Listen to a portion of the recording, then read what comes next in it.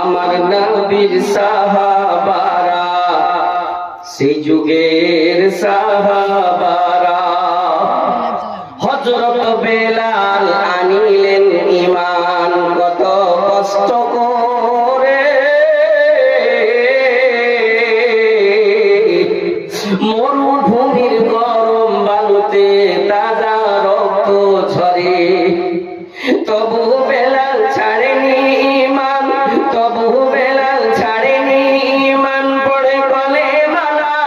ইলাহা ইল্লাল্লাহ দেখো কেমন ঈমান আনিলেন আমার নবীর সাহাবারা সেই যুগের সাহাবারা দেখো কেমন ঈমান আনিলেন আমার নবীর সাহাবারা সেই যুগের সাহাবারা আরেকটা সাহাবা শুনো হযরত খাব্বাব আনিলেন ঈমান কত কষ্ট করে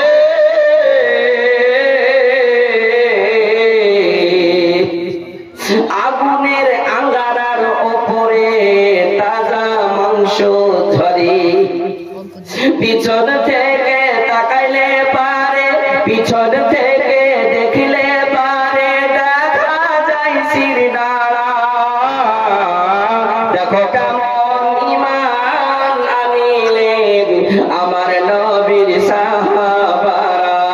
সেই যুগের সাহাবারা হযরত হানজালা আনিলেন ঈমান কত কষ্ট করে নতুন বিবাহ করে তিনি ছিলেন বাসর ঘরে যুদ্ধের তামামা উঠলো বেজে যুদ্ধের তামামা উঠলো বেজে হইল না গোসল করা দেখো কেমন ঈমান আনিলেন আমার নবীর সাহাবারা সেই যুগের সাহাবারা হযরত আলী আল্লাহর ওলি ছিলেন কুফা শহরে ফজরের নামাজ পড়বো বলে ধরতো জামাত ফজরের পিছন থেকে ইবনে মালজুম পিছন থেকে ইবনে মালজুম দিল গলায় ছোরা দেখো কেমন ঈমান আনিলেন আমার নবীর সাহাবারা সেই যুগের সাহাবারা দেখো কেমন ঈমান আনিলেন